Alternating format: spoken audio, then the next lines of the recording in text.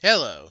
In today's video, I'm going to start by going over politics and why it matters that I speak up as a writer, like why my opinion's important. Um, I'm also going to address uh, my last video that I did like this, where I talked about the Birdman. I'm going to also be bringing up Trump's second assassination attempt.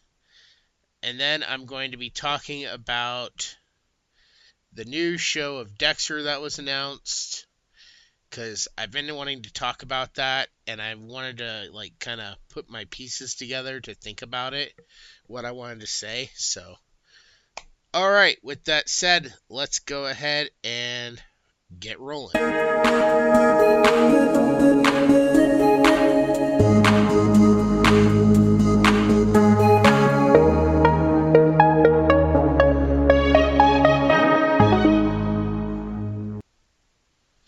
Okay, so as I said in the intro, the first topic today is going to be politics and why it matters. Like, I'm a writer. Why would you care what I have to say? And to that, I just want to start by saying I think the most important reason is because, yeah, there are famous people out there. And no, I'm not a famous person. I'm just like you. But even if I were famous, even if I sold 1,000,000 books tomorrow, I would still have these same thoughts.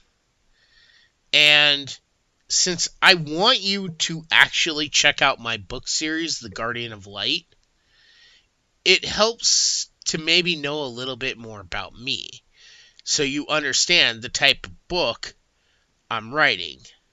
You know, on this channel, I have been very adamant about not pushing any sort of agenda.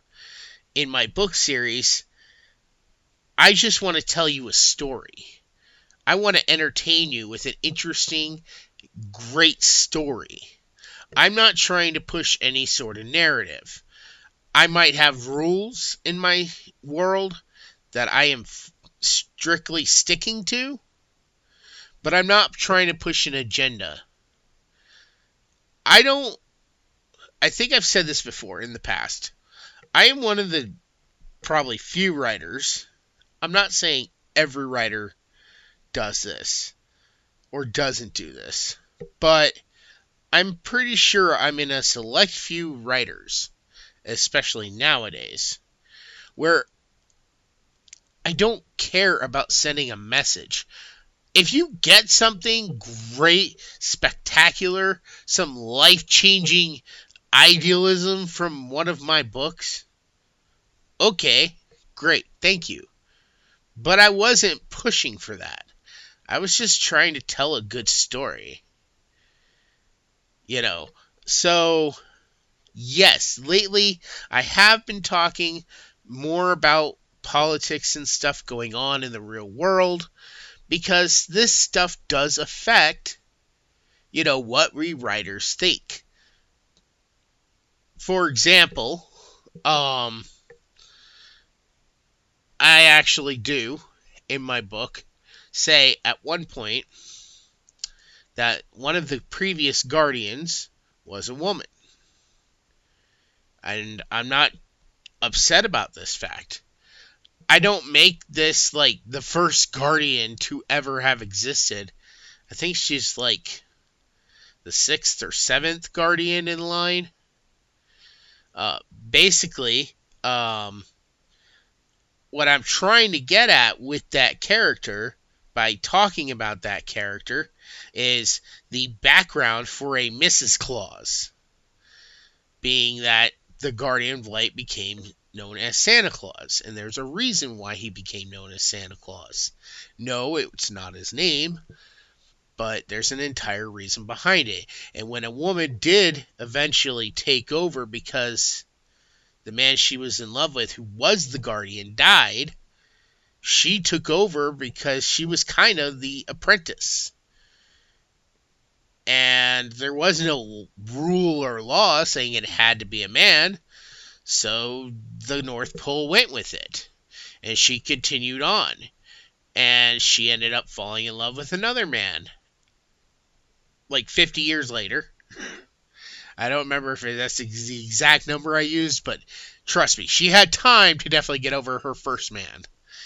But she ended up being with this other man, and she wanted to step down. That's what she did. And she stepped down, and he took over. And because she had stepped down and didn't want to do it anymore, her new man ended up finding his own apprentice to train once, because he was fully trained by her. So, and that's that character. So, but it's not because of some woke agenda. I wasn't doing it to be woke. In fact, I came up with the idea for that character before any of the woke stuff really started. So, because for me, this whole woke stuff really started in like 2014, maybe 2013. And I was coming up with the first book at the time. It took me a long time to write the first book, to think of everything I wanted to have in it, all the answers to all the questions. And some of that I wrote down, some of that I didn't. I don't have my notes anymore, but because I moved a lot, or I moved at one point, but I did come up with what I needed to have, and that was part of it. So, like, in the last video, I talked briefly about Doctor Who. Now, Doctor Who becoming a woman didn't happen till, I think it was like, 2018, 2019? I'm not great with dates. Don't kill me if I'm wrong here, but that was right in the thick of this whole wokeness going on in the media, in entertainment. So it's like, okay, are you doing it just because you can? Or are you doing it just to say, oh, look at how progressive we are? And that's what I was really trying to get at with my last video to the Birdman was, we call it woke because it's what they say falls under the umbrella. And a lot of these companies try to say, oh, they're woke now. A lot of the people would say that they're woke now. And they enjoyed it until we started hitting them with how it was negative. And they started to see, oh, wow, they turned it around on us. Now it's negative. It's looked at something negatively. And a lot of companies are finding out that, oh, hey, maybe these weren't good ideas. Disney used to be on top of the world, and it's suffering major losses every day. Look at the thing with Bud Light. There was a whole boycott because a trans person, or a guy who claimed he was trans, showcased himself holding a beer with his image on the can. Nobody wanted it. Nobody cared. Except they did care that, they didn't care in a good way. They only cared in a bad way. Because we were sick of it.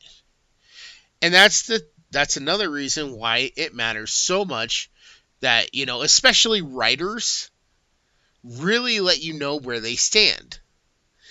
When you watch an interview with a writer and a director who's coming out with a movie or a TV show, and she says she purposely wants to insult men or make men look like trash,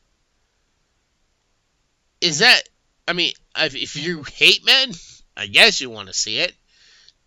But if you are, man, you're already eliminating 50% of your audience. Okay, let's be real. Hold on. Sorry. Let's be real. It's more like 48% of your audience, because there are some real beta males out there who are going to go to these movies because they're trying to impress a woman, or they have a woman who's going to make them because she's the alpha in the relationship. You can see this if you watch videos of, like, I've seen videos of people walking on streets asking, "Are you voting for Kamala Harris or Trump?" And these men will look at the girl they're with before they answer, like, "Can I answer this question? I know what to say." And I mean, of course, they're not going to say that out loud, but you can kind of get the feeling with some of these guys that's what they're thinking. Or they wait specifically for the female to answer the question before they will answer the question, just because they want to look good in her eyes. So yeah, but basically, if there are people out there saying that, and I mean, these things, they always keep pushing the same thing. This is what the Birdman did not understand. A lot of these people, they are just so sick and tired of seeing the same old story beats repeated time and time and time again since 2015. Now, I know I said earlier it began in 2014, but that was because I say it really started to hit. It was really pushed hard in 2015. So they were probably making movies in 2014 that weren't going to come out till 2015 and on. Or they were talking about making movies like the 2016 Ghostbusters. That they started talking about that in like 2014. So, and it was honestly, I mean, it's been a little bit before that too, I'm sure, but that's when it started really becoming noticeable. That's when it really hit the fan in 2015, when the movies that they were making started coming out, and every single one hit the same story beats. Had to have the same things. I mean, to the point where people were making jokes out of it, saying you could take a bingo card with all the woke tropes and probably win by filling out the whole card by the end of the movie. So, I mean, that is why it matters. That is why I talk about it on this channel. Plus, it's an election year. Now, I don't know if I'll keep talking about it after the election because, you know, I'm not the news. But from a writer's standpoint, that's why I talk about it with you guys, because I'm interested to see what people say. I'm not here to influence your vote. I'm not here to tell you to vote for one candidate over another. I'm laying out how I see things and just seeing if you agree. Like my first video that I did about Trump, I was mainly just saying, you know, a lot of people always say, oh, this is why they hate Trump, or that's why they hate Trump. And I don't feel like it was honest. I feel like the reason they mainly hate Trump, from the word go, from the time he said he was going to run for president, I feel like they are only saying that because they grew up in a time when Trump was known for his show The Apprentice, and people didn't like him on that show. I mean, the show did well. People kept watching. But I kept hearing people badmouth Trump and how he was being very nasty to the contestants, to the point where he was like that one guy from American Idol, which I've already said in that video, so just going to stop there. But that's what they say. That's what I heard all the time when The Apprentice was going. And so, because of that, I've always had this feeling like, well, that's why they really hate him. Not to mention the fact that A, he's rich, and automatically rich people bad. Hollywood's been drilling that into our head for years. Although it's really funny because a lot of the people these people listen to are all also rich. Like right now, the left is really banking on the fact that Taylor Swift is going to get them some votes because she sided with Kamala Harris like a paid dog. And, or, just, I mean, you get what I was going for there. But, you know, I'm not saying they paid her, but that's what they're hoping for. They're hoping that she will use her clout as someone who is rich and successful to get people to side. Yet they want to, badmouth whenever the right says they have someone who's very rich and successful. In fact, Trump is probably more rich and successful than Taylor Swift. Or at least they're neck and neck. But, I mean, it's kind of stupid that I don't see what the Democrats are offering these rich people because, I mean, Donald Trump is rich. And he's not, going to get into office and make the world or make our country to where it's going to hurt the rich people that much.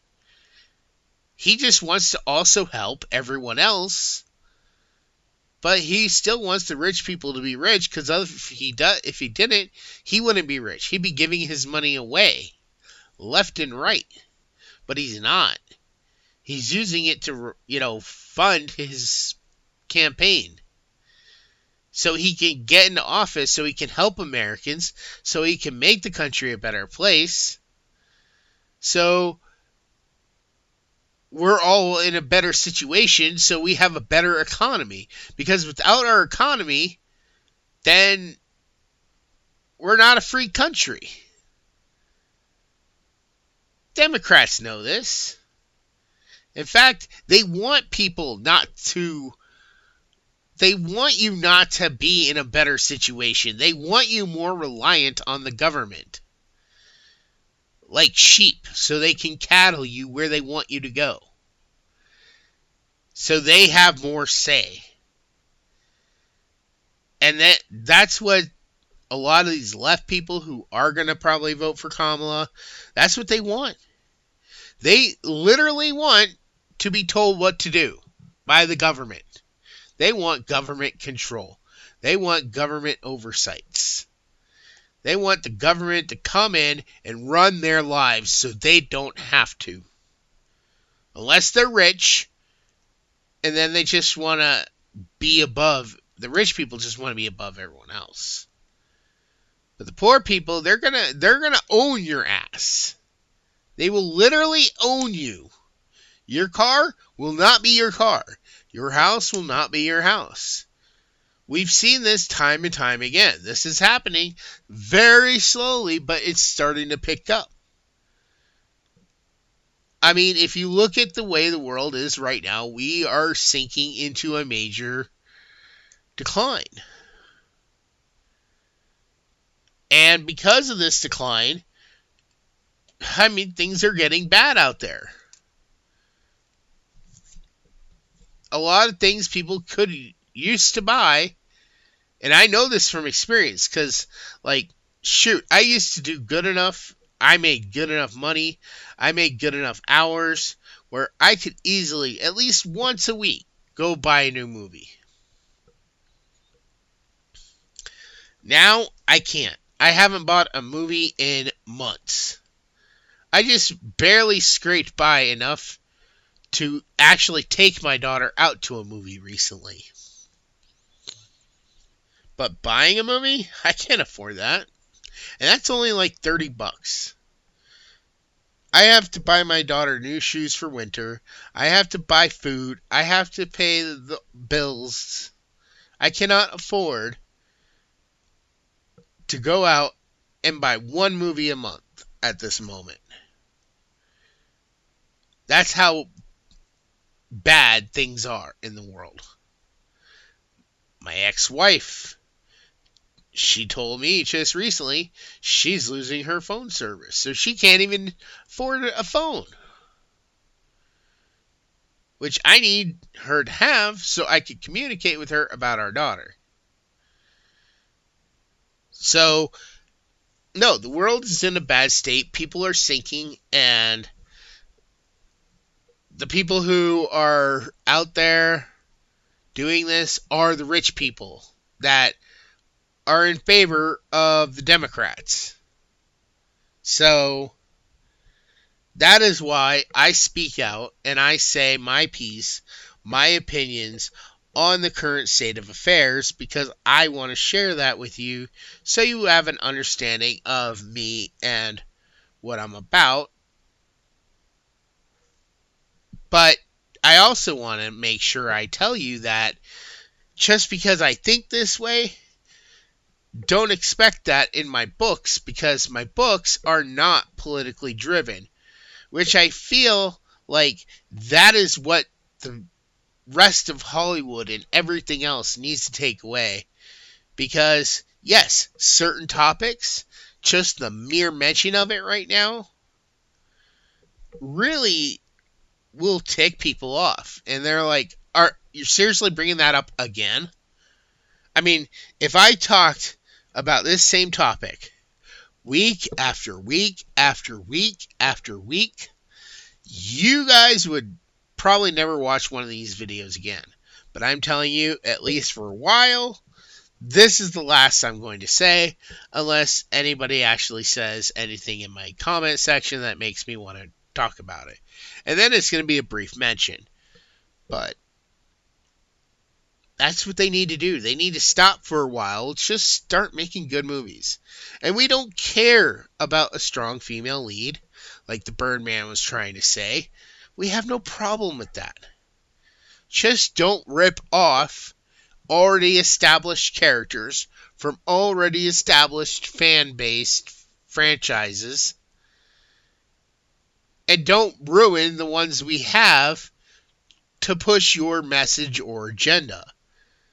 When you bring a male character down and replace it with a better, stronger, smarter woman who never existed before that, yeah, that's where we have problems. But you know what? They would have the same issues if they did it to women. Like, here's a thought experiment for everyone out there. How really upset would you be if they changed Tomb Raider's Lara Croft to a transgender male? Still, the character's still called Lara Croft, still dresses the same, still goes out, but it's an actual transgender male. I bet you'd be angry. Why? I think we all know why. But that's basically what I want you to think about. Would that upset you? Because if it would, then no, you're not against women. You're not racist. You just don't want the good properties you know and love to be destroyed by current day agendas and thoughts. So moving on, President Trump. They tried again and they failed again. And the thing is, they're being really stupid. Really, really, really stupid people. These left people who are, I'm not going to say that there's not a conspiracy or there is. I don't know one way or the other. I am just a lowly writer, although it would be, from a writing standpoint, it would be some amazing story, and I bet there will be a movie of this maybe one day, but it would be an amazing story if there were people in the government that are orchestrating this, and they have to do it so below the radar. They have to get no real nobodies, people that you would never have suspected before, or maybe you would have, but just like the most bottom of the barrel people, they have to get these people to do it in order to go unnoticed. Recently I've been rewatching 24, and this one season 7 that we just finished, they I don't want to spoil it too much, but there's the bad guys, the terrorists, and they actually want to set off a bomb, and they plan on getting this Arab guy who's just a nobody, has no terrorist ties, yet the bad guys, they plant evidence, they plant websites into his computer, they plant money in his bank, so that it'll look like he was being funded by terrorists from overseas. And then after I saw this recently, I was just like, wow, what if something like that really is going on? Then these people are dumb. Because at least, here's the thing, at least with Trump, you sort of have an anchor. There is a limit. And you can forget all the bull crap they keep saying. The left is trying to scare you, and you are letting them. By every time they say something very negative, like, oh, he's the guy from World War I and II, or he's going to get rid of the government and take over. We have so much in place where that cannot happen. And if you believe for 1 second he can, you are dumber than a bag of rocks. You are a sheep, and you might as well just turn over all your stuff to the government and let left Democrats run your lives. Go be their toys, their slaves. Because that's what you basically are now. You are their mindless puppet doing their bidding because you fell for a lie, hook, line, and sinker.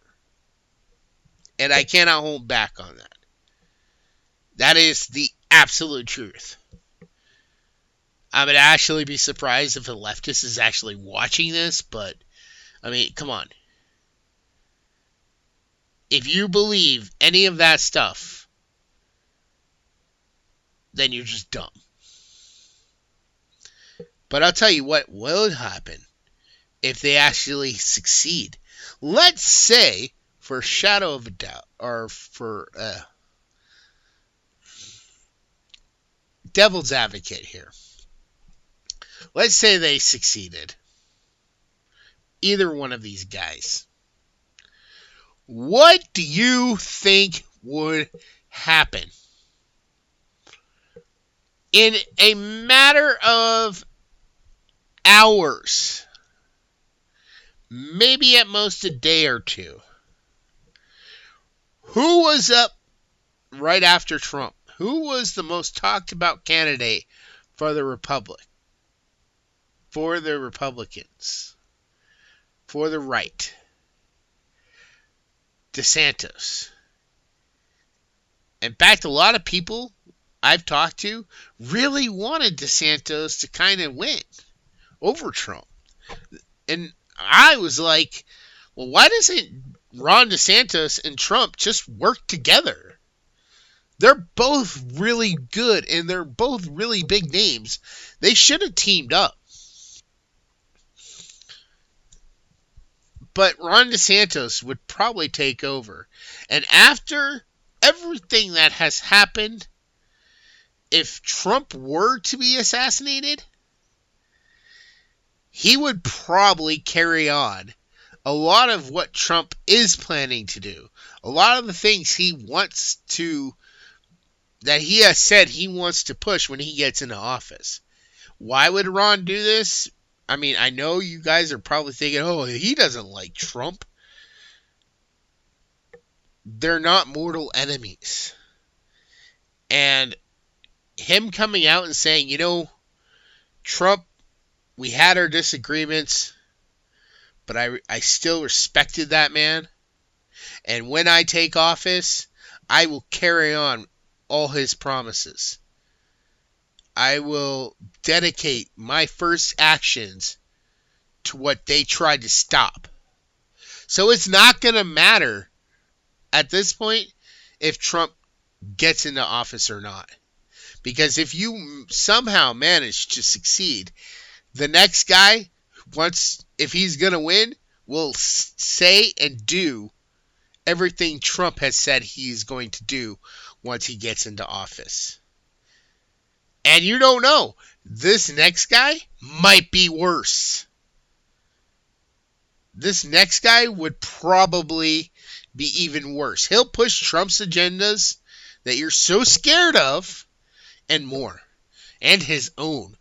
And he will go after the left.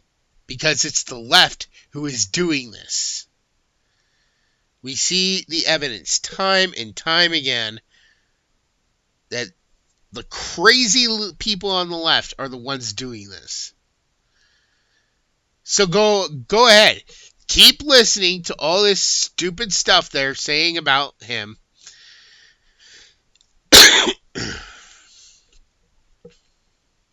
And go ahead. Keep believing it. Keep buying into this evil, persistent rhetoric that only the left is pushing on the right. The right's not pushing it the other way. We are talking about what matters.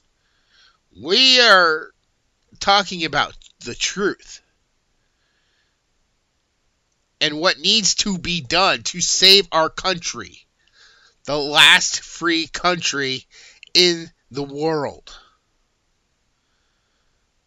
That's what we are talking about. While they are busy throwing insults, throwing shit at the right.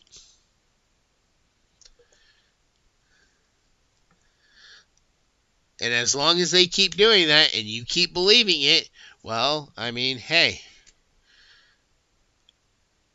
Just because you think it's hard now, if he does win, it's going to be nearly impossible. I mean, not saying it's impossible because dumbasses have pulled it off in the past.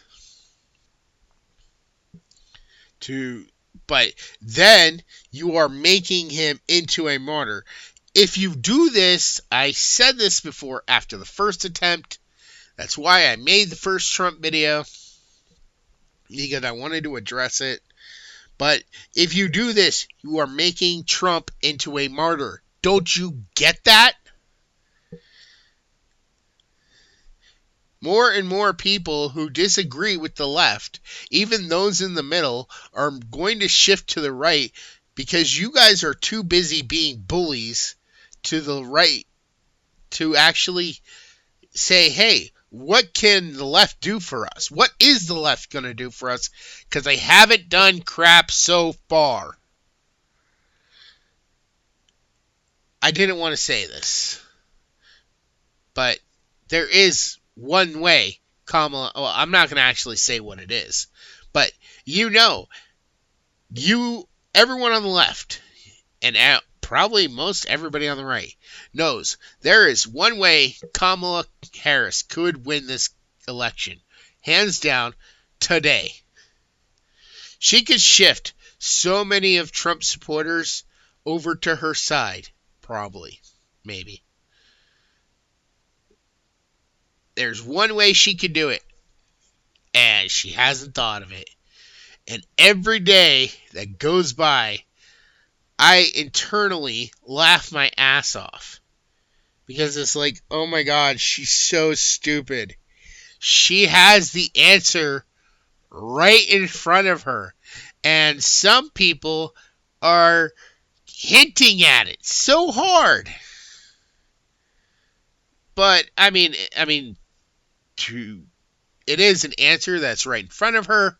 But even if she does it, it's like, yeah, but it's a little too late. And she could just make Donald Trump's job easier when he gets into office. Because it's already done. So that is a little bit of a hint there. But anyways, we are going to go ahead and take a break. When we come back, I will be talking about the new show of Dexter. So see you after the break. Bye. For thousands of years, the world has been protected by the Guardian of Light, or as he is more commonly known, Santa Claus. Over the centuries, factors such as fear and prejudice, greed and jealousy, misunderstandings, betrayal and war have segregated most humans from the magical world of elves, fairies, wizards, and the like. This has resulted in many misconceptions and generalizations of the true nature of Santa and his world.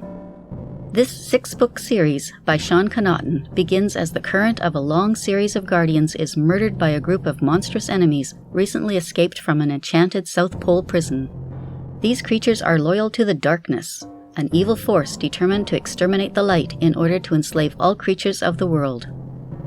Shane Connor, an average young man, suddenly finds himself being trained as the new Guardian. As he adapts to his new life among fantastic creatures, he goes on an adventurous quest with a legendary wizard for the ultimate weapon to use against the darkness, and faces murderous enemies like Rasputin, Morgana Le Fay, Krampus, and many more.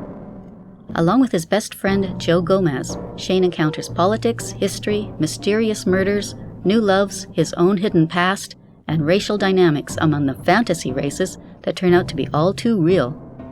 Their adventures reveal the true nature of the world and challenge the current state of how all races interact. This series expertly melds myths, legends, history, faiths, folklore, and secret societies into a fascinating, cohesive, comprehensive world of wonder and magic. From Atlantis to Olympus, from Hades to the moon, and from broomstick races to Christmas deadlines, join the new Santa Claus on his amazing journey. But beware! Will Shane's quest achieve his ultimate goal of destroying the darkness and preserving the light of the world? Or is he actually playing right into a plot by dark forces that will result in his, and our, ultimate doom? So make your list and check it twice for the Guardian of Light book series. Download your audiobook or ebook today from Audible, Amazon, or iTunes.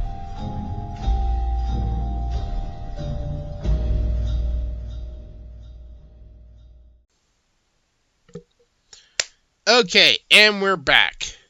So, a while back ago, I think it was like, 2 years ago, 3 years ago? I don't remember. Yeah, I'll put the link up here, but a while back ago, I did a rating or a ranking of all the main seasons of Dexter and Dexter New Blood.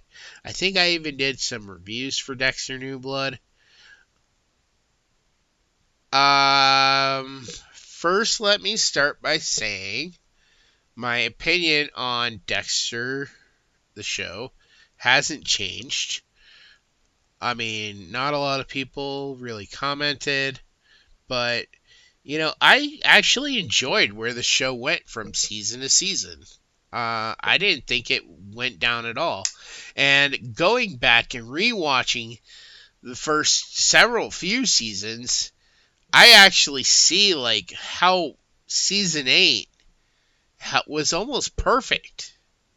That might actually go higher, because I know a lot of people had an issue with the whole Dev's in love with Dexter aspect of the story. And going back to season 1, I mean, it really does kind of show that, yeah, she did. And to that end, I mean, there is so much evidence. Dexter's almost always there for her. Dexter is the one who pretty much saved her from the ice truck killer. She gives Dexter all that credit.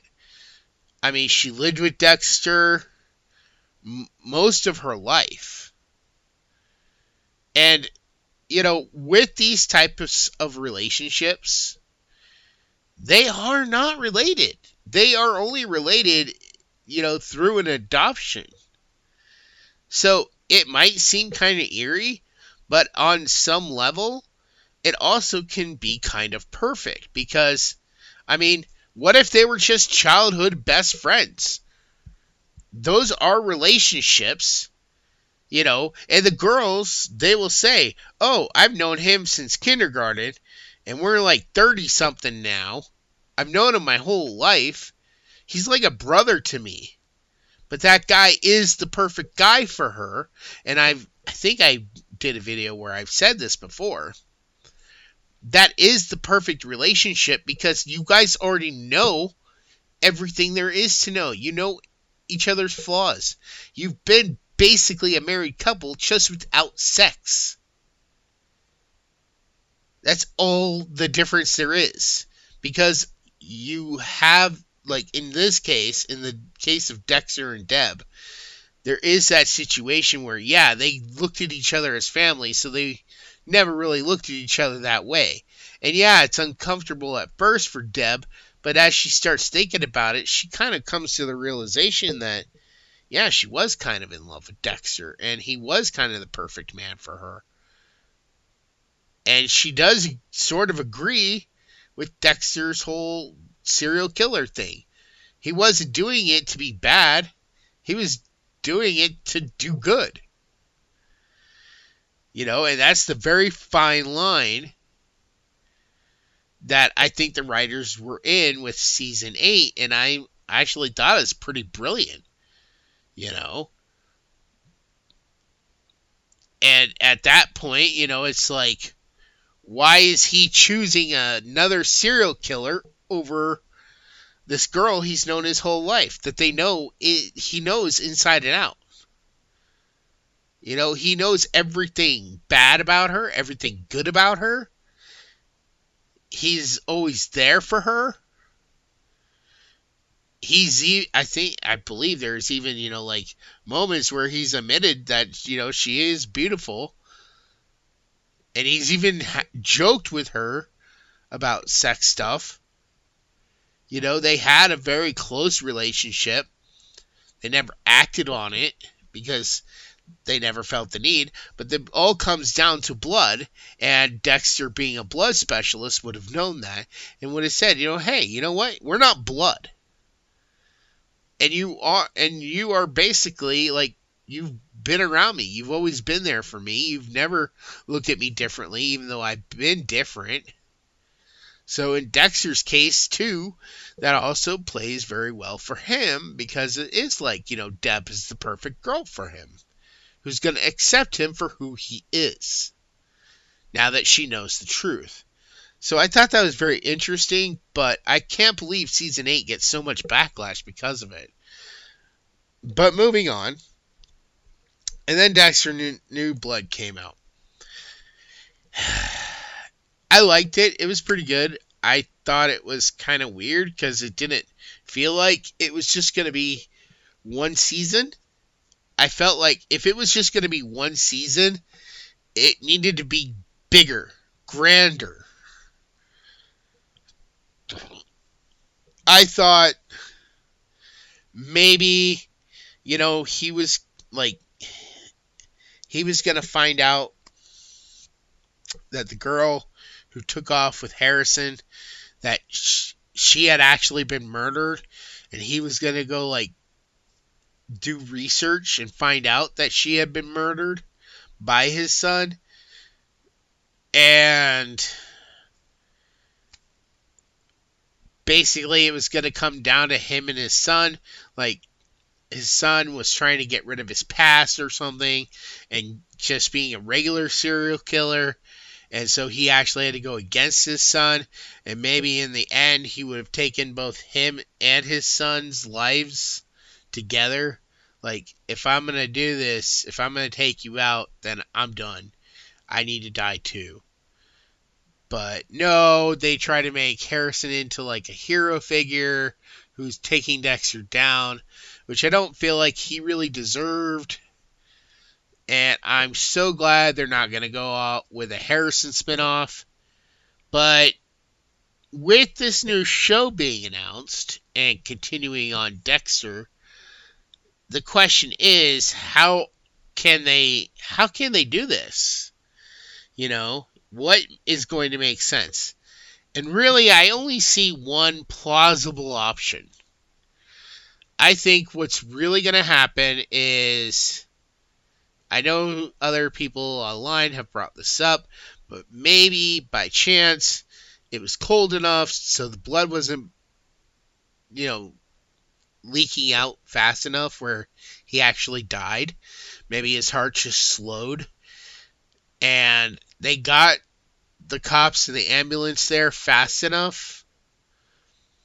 So they got him to the hospital. He was in a coma. He wakes up, finds out that he's being transferred back to Miami for, basically to be put on trial for the Bay Harbor Butcher murders. And that he's going to spend the rest of his life in jail if they don't give him the death penalty. And I think a good portion of the first season, because they haven't said this will only be one season, but I think a good portion of the first season will be setting up for the trial. Will be trying to determine, the lawyers will be trying to determine, what do they do with Dexter? They cannot put him in a prison because he'll be around guilty convicts. So he can keep killing guilty people left and right. So that's not really an option. And yeah, Dexter has this whole thing where he performs like this ritual, but he also has the need. He keeps talking about the need to kill, the want to kill, and how he can't let it go, and how it's reawakened. And so I think in a prison, they're worried, like, okay, well, they don't know about this ritual thing, so what if he just starts killing inmates? What do we do with him? And I think there's going to be a little debate on that, which is going to drag it out for at least a half a season. And I think they're ultimately going to decide, well, okay, we are going to try him. We'll put him in solitary confinement, but we'll give him the death penalty. So I don't know offhand if Florida has the death penalty, but maybe they'll make a special compensation because of Dexter being a killer of killers. And I think, too, also, this is going to push a lot of support for Dexter. I think while the trial is going on, while everything is happening, there are people who are going to be rioting and petitioning and causing trouble in the streets because they remember what the Bay Harbor Butcher did, even though it didn't help. I just recently watched Death Note, and there are so many similarities. I want to actually make a video where I go through all the similarities between Dexter and Death Note and how closely they are to each other. But yeah, there's a lot of similarities there. And I think, if you go back and you look at this season finale, season 1, there could be stuff going on like that where people are trying to save Dexter. And maybe there are some finally crazy people that by the end of the first season, somebody who knows Dexter or wants to be a main character, basically, because this person will be going with Dexter, for at least a season or two. But there is this other person who's going to come in and reveal that actually, since they found out, they've been trying to set Dexter free. They've been planning everything, and they helped Dexter break out of jail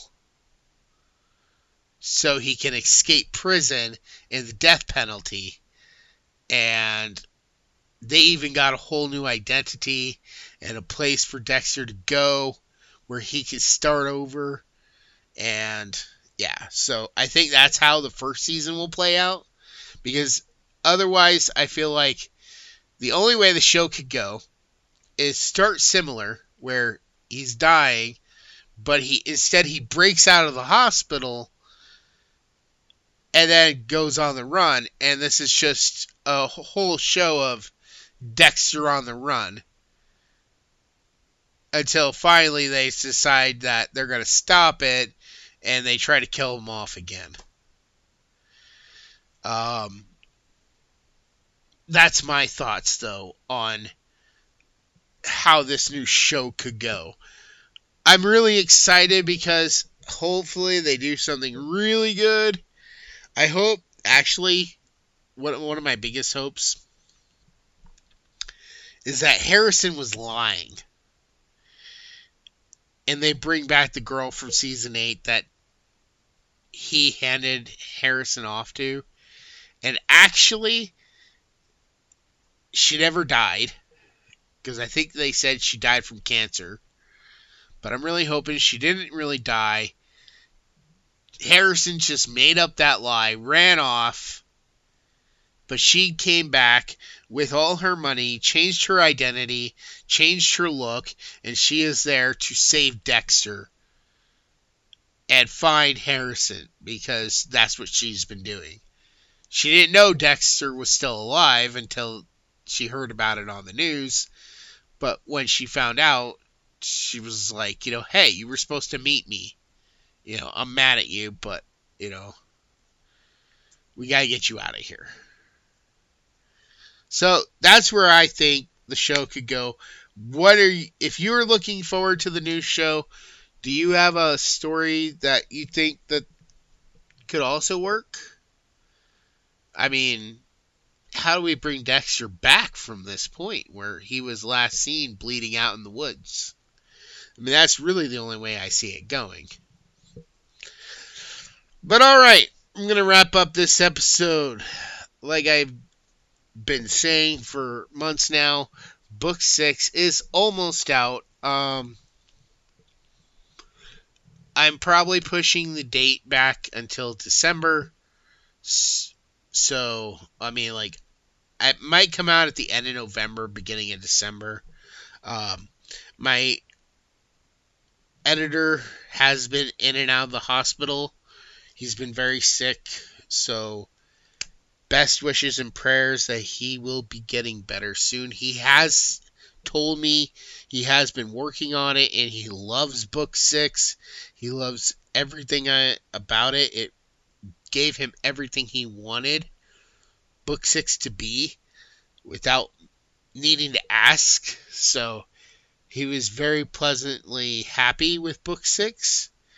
And with a glowing recommendation like that, I was just blown away. I was like, wow, thank you. I don't even know what to say.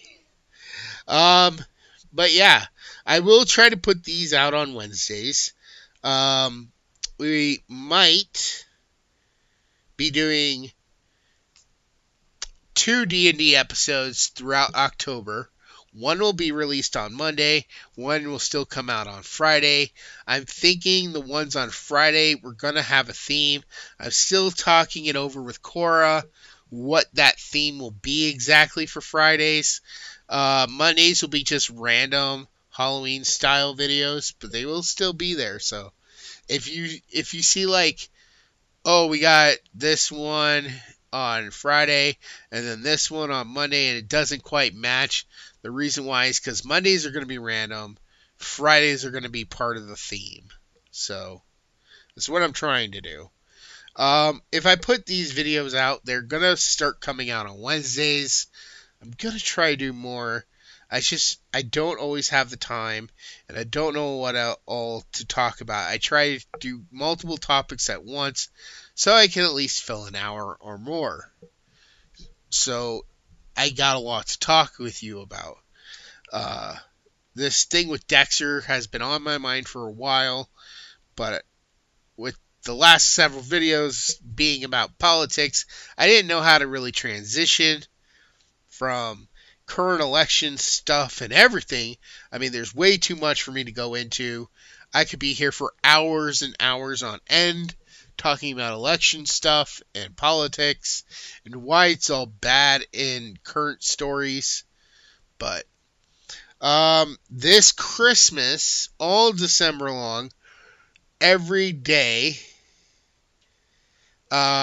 we will be putting out short reviews of Christmas classic episodes and specials like Rudolph the Red-Nosed Reindeer, Frosty the Snowman, How the Grinch Stole Christmas, the cartoon, not the movie. We're taking a break this year from the movies, and we're going to do all the short stuff. And we're going to do those in shorts. So each review will be like 5 minutes or less. So I'm probably going to put together a cut of just the specials and scenes from that.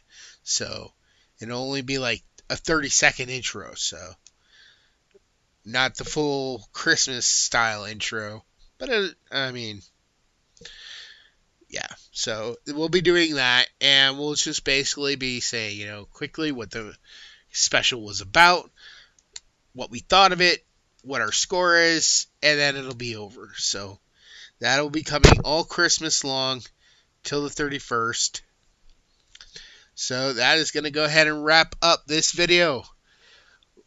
I will see you all in the next video. Bye.